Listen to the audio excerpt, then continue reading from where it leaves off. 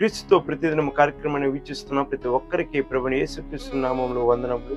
ఈరోజు దేవుడు మనతో మాట్లాడుచున్న మాటలు ఏమిటనగా, యోహాను రాసిన సువార్త 1వ అధ్యాయము 10వ వచనం మనం చూసినట్లయితే, ఆయన లోకములో ఉండెను, లోకం ఆయన మూలముగా కలిగెను, కానీ లోకం ఆయనను తెలుసుకొనలేదు. ఈ యొక్క సమయంలో మనం చూసినట్లయితే గడిచిన 2024 సంవత్సరాల క్రితం ఈ యొక్క భూమిపైకి మానవుడు రూపంగా ఈ యొక్క లోకానికి వచ్చి ఉన్నాడు. వచ్చినప్పుడు చాలా మంది మరణించిన వారిని కూడా ఆయన మరణించిన వారిని యొక్క వ్యక్తిని కూడా ఆయన లేపి ఉన్నాడు.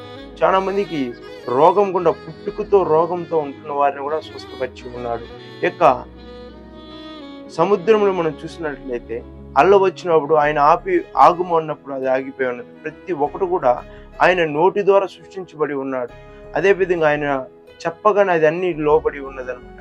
ఈ యొక్క సమయంలో మనం చూసినట్లయితే భూమి, ఆకాశ, నక్షత్రములు అన్ని కూడా ఆయన మూలంగా కలిగి ఉన్నదని ప్రతి ఒక్కరూ గుర్తెరగాలన్నమాట. కొంతమంది దేవుని వాక్యాన్ని వింటున్న వాళ్ళు కూడా నమ్ముచున్నారు, కానీ అనుమానంతో నమ్ముచున్నారనమాట, అవిశ్వాసంతో విశ్వసిస్తున్నారనమాట. తోమా గారు ఏం చెప్తున్నారంటే, నీవు సిలువ వేసి 3వ రోజున లేచి ఉన్నావని నేను ఎలా నమ్మను, నువ్వని ఎలా నమ్మనంటే, చేయి చూడు,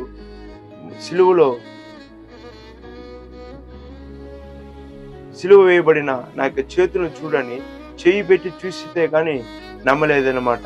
అదేవిధంగా ఈ యొక్క సమయంలో మనం చూసినట్లయితే భూమి, ఆకాశం ఆయన మూలంగా కలిగి ఉన్నది.